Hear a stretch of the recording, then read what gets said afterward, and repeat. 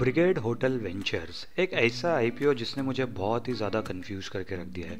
अभी यूजुअली कैसा होता है कि अगर कंपनी या तो अच्छी है तो वो इन्वेस्टेबल होती है, अगर कंपनी बुरी है तो फिर उसके अंदर इन्वेस्ट नहीं करना है। सिंपल सा लॉजिक है। अभी कैसा हो जाता है इन इन सब जैसी कंपनियों के ना कभी कभी आईपीओ ऐसे आ जाते हैं या कुछ कुछ आईपीओ ऐसे होते हैं जिसके अंदर कुछ कुछ चीज़ें अच्छी लग रही है, कुछ कुछ चीज़ें बुरी लग रही है। फिर उसके बाद समझ में नहीं आता है यार पैसे डालना चाहिए नहीं डालना चाहिए, डालना चाहिए तो कितना डालना चाहिए और नहीं डालना चाहिए तो फिर जब इन्वेस्ट करे तो कब करे। यार ऐसे सब बहुत सारे सवाल आ जाते हैं और अगर आपको भी ये कन्फ्यूजन है तो आप पूरा वीडियो देखना। और या फिर अगर आपको एक क्वेश्चन है कि भाई मुझे ऐसा क्यों लग रहा है तो पूरा वीडियो देखना। आपको वीडियो के एंड तक आपको भी समझ में आ जाएगा कि मुझे इतना कन्फ्यूजन क्यों है। तो चलिए गाइस, बिना कोई देरी किए ये वीडियो शुरू करते हैं। वीडियो में आगे बढ़ने से पहले मैं आप लोगों को बता देता हूँ, मेरा नाम है प्रशांत, आप देख रहे हैं इमर्जिंग बुल्स और इस वीडियो में हम लोग करेंगे ब्रिगेड होटल वेंचर्स का आईपीओ एनालिसिस। तो सबसे पहले हम लोग आईपीओ की डेट्स देख लेते हैं। अभी आप ये वीडियो देख रहे हो 23 तारीख को, कल के दिन पे यानी कि 24 तारीख से 28 तारीख तक ये आईपीओ शुरू होगा। 29 तारीख को अलॉटमेंट और रिफंड्स हो जाएंगे, और 29 तारीख को अलॉटमेंट और रिफंड, हाँ, और 30 तारीख को डीमैट अकाउंट में शेयर्स आ जाएंगे। आइडली वैसा होता है कि 29 तारीख के दिन अलॉटमेंट आती है और 30 तारीख के दिन जिस दिन डीमैट शेयर्स इंक्रीज अपने मतलब अपने क्रेडिट डीमैट अकाउंट में जब शेयर्स क्रेडिट हो जाते हैं उसी दिन रिफंड का प्रोसेस हो जाता है। लेकिन ये लोग कह रहे हैं कि रिफंड ये लोग एक दिन पहले ही कर देंगे, जो कि कहीं ना कहीं अच्छी बात भी है। लिस्टिंग हो जाएगा 31 जुलाई तक, ठीक है। अभी अगर हम लोग यहाँ पर देखेंगे फेस वैल्यू तो 10 रुपये की फेस वैल्यू पर ये आ रहा है। अभी आज की सुबह में ही मैंने अपने चैनल पर एक और एक वीडियो डाला था शांति गोल्ड इंटरनेशनल का, अगर आपने वो नहीं देखा है तो वो भी देख सकते हो। उसकी भी फेस वैल्यू 10 की ही थी। प्राइस बैंड भी अच्छा है इसका, 85 से लेकर 90 रुपीज़ का प्राइस बैंड है। अगर अप्लाई करना है तो 90 रुपीज़ पर ही अप्लाई करेंगे, नहीं तो नहीं करेंगे। 166 शेयर्स का एक लॉट साइज बन रहा है और ये पूरा का पूरा फ्रेश कैपिटल है। फिलहाल के लिए अभी तक तो ये सब चीज़ें अच्छी ही लग रही है। लगभग 760 करोड़ रुपए कंपनी को चाहिए, जिसमें से पूरा का पूरा फ्रेश कैपिटल है, यानी कि प्रमोटर की जेब में 1 रुपया भी नहीं जाएगा। अभी यहाँ पर कहीं ना कहीं पहली प्रॉब्लम आ जाती है जो जिससे मेरा कन्फ्यूजन बढ़ गया था कि 75% क्यूआईबी को मिला है, रिटेल के पास सिर्फ और सिर्फ 10% है और एचएनआई को 15% मिला है। अभी जब भी ऐसा पैटर्न होता है ना कोटा का, तो इसका दो में से कोई एक रीज़न होता है, या तो कंपनी ने बहुत ज़्यादा लॉस किया पिछले कुछ सालों में, या तो फिर कोई सेबी का कुछ क्राइटेरिया मेट नहीं हुआ है, ठीक है। तो वो दोनों में से कोई एक चीज़ होती है। अभी अगर हम लोग एक लॉट का जो प्राइस की बात करेंगे तो ये 14,940 रुपये का होता है और आप मैक्सिमम रिटेल कैटेगरी में 13 लॉट ले सकते हो। जैसे 13 लॉट के ऊपर ले लोगे आप ऑटोमेटिकली एचएनआई कैटेगरी में आ जाओगे, ठीक है।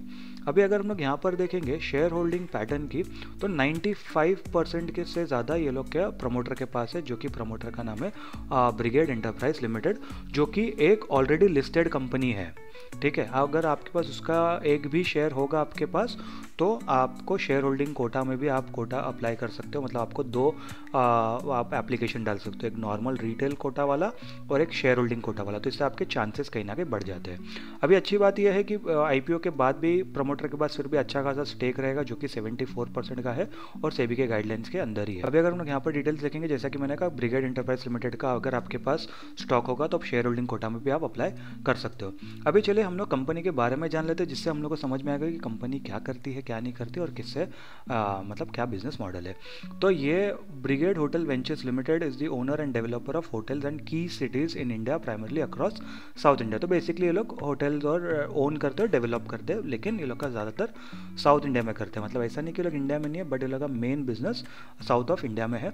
और एक कंपनी किसकी सब्सिडरी है, BEL यानी ब्रिगेड एंटरप्राइज लिमिटेड की सब्सिडरी है। ये कंपनी ऑलरेडी स्टॉक एक्सचेंज पे लिस्टेड है, तो अगर आपके पास, जैसा कि मैंने पहले भी कहा था, अगर आपके पास इसका एक भी शेयर है तो आप शेयर होल्डर कोटा में भी अप्लाई कर सकते हो, ठीक है। अगर अब ये देखेंगे कंपनी के पास chain affiliated hotels and rooms है साउथ इंडिया में, किधर किधर है, केरला, आंध्र प्रदेश, तमिलनाडु, कर्नाटक, तेलंगाना, लक्षद्वीप में है, अंडमान निकोबार में है, पौंडीचेरी में, ये सब जगह ये लोग के ज़्यादातर ये है एफिलेटेड होटल्स है। और प्राइवेट होटल एसेट ओनर्स की बात करेंगे तो ये लोग के पास owning at least 500 rooms pan India है एज ऑफ मार्च 2025, ठीक है।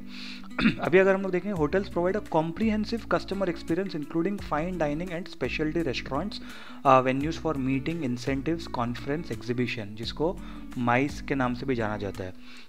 अभी कुछ दिनों पहले ना मैंने स्क्लॉस बैंगलोर का मैंने आईपीओ एनालिसिस करा था।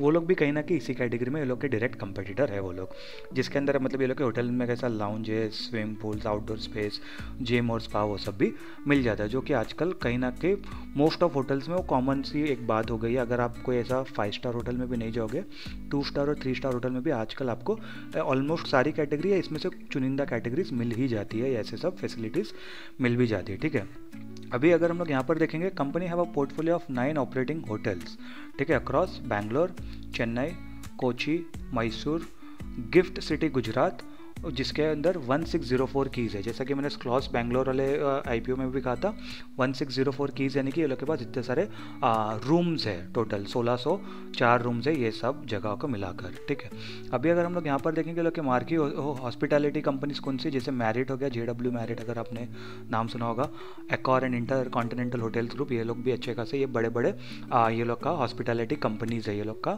क्या बोलते हैं, ये लोग का शायद ये लोग के पास ये लोग का टाइप होगा, या फिर ये लोग उन्हीं होटल्स को मैनेज करते हैं। ठीक है, बट जो भी मैरिड और वो सब के तो बड़े बड़े काफ़ी ज़्यादा बड़े होटल्स है ये सब। ठीक है, चलिए अगर हम लोग यहाँ पर फाइनेंशियल्स की बात कर लेते हैं। अगर हम लोग देखेंगे 2024 से 2025 के बीच में ये लोग का रेवेन्यू इंक्रीज हुआ है 16% और प्रॉफिट आफ्टर टैक्स डिक्रीज हुआ है 24%। ठीक है, रेवेन्यू बढ़ रहा है यानी कि आपका प्रॉफिट भी बढ़ना चाहिए, तो आपका ओवरऑल बिजनेस ग्रो कर रहा है। रेवेन्यू बढ़ रहा है, प्रॉफिट डिक्रीज हो रहा है, यानी कि आपका फिक्स्ड कॉस्ट इंक्रीज हो रहा है। ठीक है, फिक्स्ड कॉस्ट या तो इंक्रीज हुआ है, या तो फिर आपका लोन आपके ऊपर ज़्यादा बढ़ गया है, जिसकी वजह से आपको इंटरेस्ट ज़्यादा देना पड़ रहा है। अगेन वो भी कहीं ना कहीं फिक्स्ड कॉस्ट में ही आ सकता है, उसको आप फिक्स्ड कॉस्ट में भी कंसिडर कर सकते हो। 2023, 24, 25 के फुल ईयर का डेटा है अपने पास। एसेट्स पहले लगभग 840 करोड़ के थे, बढ़कर 885 करोड़ हो गए, और अभी लगभग 950 करोड़ के एसेट्स हैं। तो एसेट्स में तो डेफिनेटली ग्रोथ आ रही है। 350 करोड़ का रेवेन्यू था 2023 में, 2024 में 405 करोड़, और 2025 के एंड होते होते जो फाइनेंशियल ईयर है 471 करोड़ के आसपास का हो गया रेवेन्यू। प्रॉफिट आफ्टर टैक्स की बात करेंगे तो 350 करोड़ पे -3 करोड़ का प्रॉफिट, 400 करोड़ पे 31 करोड़ का प्रॉफिट, यानी कि मोटा मोटी अगर हम लोग देखा जाए तो 6% के आसपास का प्रॉफिट मार्जिन रहेगा, 6-7% के आसपास का प्रॉफिट मार्जिन रहेगा। और 470 करोड़, 450 करोड़ से भी ज़्यादा, और इसके ऊपर आप देख सकते हो प्रॉफिट आफ्टर टैक्स कितना है, 23.5 करोड़। यानी कि आपका जो रेवेन्यू है वो तो इंक्रीज हुआ, प्रॉफिट आफ्टर टैक्स डिक्रीज हो गया इसके मुकाबले भी, और परसेंटेज के मुकाबले भी, ऑब्वियसली क्योंकि मतलब पहले के मुकाबले कम हुआ है तो इसके लिए भी परसेंटेज भी कहीं ना कहीं उसकी वजह से भी गिर गया। अगर हम लोग इसको देखेंगे तो मोटा मोटी 5% के आसपास प्रॉफिट आफ्टर टैक्स है।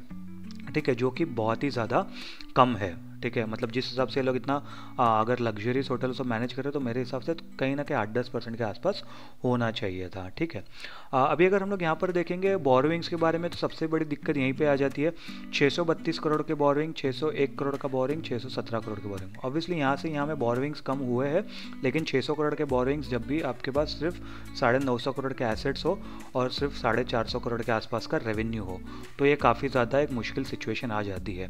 तो कहीं ना कहीं ये दूसरा रीज़न है जिसकी वजह से मैं और भी ज़्यादा कंफ्यूज हूँ कि मुझे नहीं अप्लाई करना चाहिए। ठीक है, अभी अगर हम लोग मार्केट कैप की बात करेंगे, 3400 करोड़ की कंपनी है ये, डेफिनेटली ये स्मॉल कैप कंपनी कंसिडर होगी। ROCE वो सब की बात करेंगे तो ROCE 13.62 का है, मतलब ये इतना ज़्यादा अच्छा नहीं है। मैं इसको डेफिनेटली मैं फेयर हिसाब से भी नहीं कहूँगा, ये थोड़ा सा डिसअपॉइंटिंग ROCE है। एटलीस्ट मेरे हिसाब से 15 या 18% के आसपास का होना चाहिए था। ठीक है, डेट टू इक्विटी रेशियो बहुत ही ज़्यादा हाई है, 7.40। ऑब्वियसली ये एसेट हैवी बिजनेस है, बट इतना ज़्यादा डेट टू इक्विटी रेशियो मुझे पर्सनली इतना पसंद नहीं है।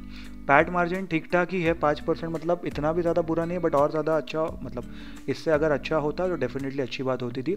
8-10% के आसपास रहता तो फिर ये कहीं ना कहीं बहुत ही अच्छी कंपनी मानी जाती।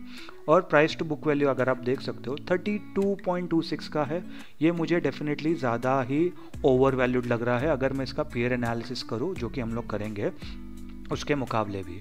ठीक है, EPS की बात करेंगे तो 0.72 का है, मतलब आप एक शेयर के ऊपर आप 1 रुपया भी फिलहाल नहीं कमा रहे हो, ठीक है। पीई रेशियो की बात करेंगे तो 125 का है, बहुत बहुत बहुत ज़्यादा पीई रेशियो है इसका। तो डेफिनेटली वैल्यूएशन तो बहुत ही ज़्यादा हाई वैल्यूएशन है। इतने ज़्यादा वैल्यूएशन पे मुझे तो मतलब क्या बोलते हैं, अप्लाई नहीं करना है। By the way PE ratio PB ratio दोनों वैल्यूएशन रेशियोज होते हैं। उसके ऊपर चैनल पर आप एक वीडियो है, आप वो जाके देख सकते हो, काफ़ी अच्छी तरीके से आपको समझ में आ जाएगा। तो चलिए हम लोग ये देख लेते हैं कि कंपनी को पैसे क्यों उठा रही है। कंपनी पैसे उठा रही है कि by payment of consideration for buying of undivided share of land from the promoter. तो बेसिकली प्रमोटर के हिसाब से ये लोग का जो भी लैंड जो भी ये लोग को बाई करना है, उससे ये लोग को 107 करोड़ चाहिए। और उसके बाद ये लोग ने जो भी बोरोइंग्स ये लोग ने थी, ये लोग को बोरोइंग्स डिक्रीज करनी है 468 करोड़ की, खुद की बोरोइंग्स भी। और उसके बाद ये लोग की एक सब्सिडरी कंपनी है SRP प्रॉस्पेरिटा होटल वेंचर्स, ठीक है। और ये दोनों तो ठीक है। उसके बाद ये लोग कह रहे हैं जनरल कॉर्पोरेट पर्पस है, जिसको हम लोग हटा देते हैं। बट अगर हम लोग देखेंगे pursuing inorganic growth through unidentified acquisition and other strategic initiatives, ठीक है। तो ये लोग कहीं ना कहीं एक्विजिशन के बारे में सोच रहे हैं कोई दूसरी कंपनी का, बट ये लोग को अभी तक पता नहीं कौन सी कंपनी को एक्वायर करना है।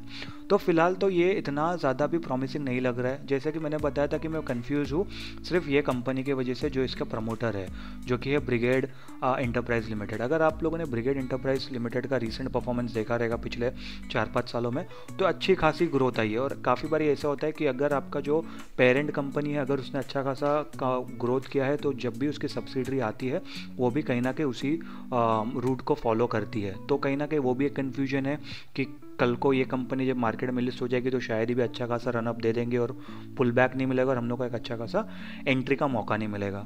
लेकिन जब मैं पीबी और पीबी रेशियो पीई रेशियो देखता हूँ, कंपनी के फंडामेंटल्स देखता हूँ, तो मुझे ऐसा लगता है यार इतने प्रॉमिसिंग भी नहीं है कि ये वैल्यूएशन पे खरीदा जाए। तो कहीं ना कहीं थोड़ा सा डामाडोल चल रहा है। अभी पीयर एनालिसिस कर लेते हैं और यहाँ पर देखते हैं कि क्या क्या हाल चल रहा है इधर। EPS में देखोगे तो EPS इसका पूरे जितने भी इधर बिजनेसेस है सबसे कम है EPS, जो कि काफ़ी ज़्यादा एक नेगेटिव सी बात है। अभी PE रेशियो की बात करेंगे तो सिर्फ 2 ही कंपनी का PE रेशियो ज़्यादा है, एक शैलेट होटल्स और स्क्लॉस बैंगलोर। स्क्लॉस बैंगलोर का जैसा कि मैंने कहा हम लोग ने ऑलरेडी ही एनालिसिस करा था और मैंने तभी भी कहा था कि ये अप्लाई करने के लायक कंपनी नहीं है, ठीक है। बाकी आप वेंटिव होटल का भी देखोगे तो भी इसके आसपास ही है, ज़्यादा दूर नहीं है। बट उसके अलावा आप दूसरी कंपनी के देख लो, ऑन एन एवरेज ये लोग का PE 70 के आसपास होता है, 60 के आसपास होता, तो कहीं ना कहीं एक जस्टिफाइबल PE होता था, ठीक है। बट ये इतना ज़्यादा हाई PE में डेफिनेटली मुझे इन्वेस्ट करना इतना ज़्यादा पसंद नहीं है, ठीक है।